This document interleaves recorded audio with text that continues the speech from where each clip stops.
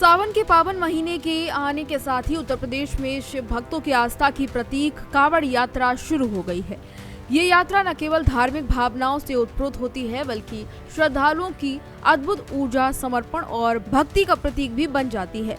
हरिद्वार से गंगा जल लेकर पैदल चलने वाले लाखों कांवड़िए जब उत्तर प्रदेश के मुजफ्फरनगर जिले से होकर गुजरते हैं तो पूरे क्षेत्र में भक्तिमय वातावरण देखने को मिलता है और सेवा भावना से सराबोर ये पूरा माहौल नजर आता है।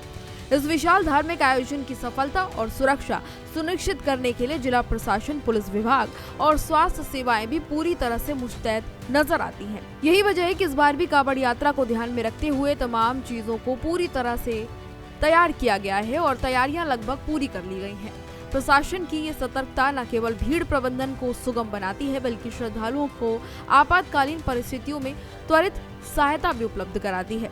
कांवड़ यात्रा के दौरान किसी भी प्रकार की स्वास्थ्य संबंधी समस्या से निपटने के लिए स्वास्थ्य विभाग ने इस बार विशेष व्यवस्था की है। मुख्य चिकित्सा अधिकारी यानी कि सीएमओ ने इस बार बताया है कि कांवड़ यात्रा को ध्यान में रखते हुए उन्होंने कहा कि कांवड़ यात्रा केवल एक धार्मिक यात्रा नहीं बल्कि सामूहिक आस्था और सेवा का पर्व है। उन्होंने इसे सेवा का सौभाग्य बताया है।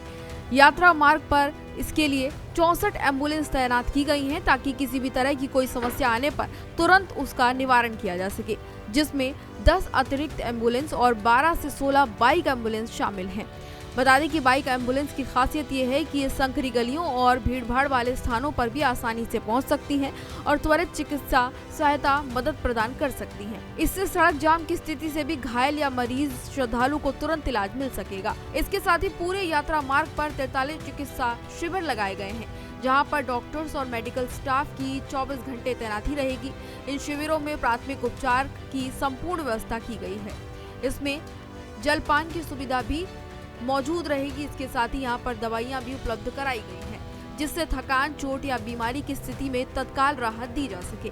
इसके अलावा मुजफ्फरनगर के मुख्य अस्पताल में 100 बेड वाला विशेष चिकित्सा वार्ड बनाया गया है जिसमें गंभीर स्थिति को ध्यान में रखते हुए इलाज किया जाएगा।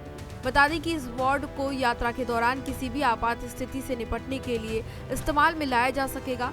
और इसके साथ ही स्वास्थ्य विभाग ने जिले में सभी प्राथमिक चिकित्सा केंद्र यानी कि पीएचसी और सीएचसी पर करीब 55 प्रकार की आवश्यक दवाइयों को भी रखा है। इनमें पट्टियां, इसके साथ ही दर्द निवारक दवाएं, बुखार की दवाएं, एंटी स्नेक बाइट और एंटी रेबीज के इंजेक्शन भी शामिल हैं।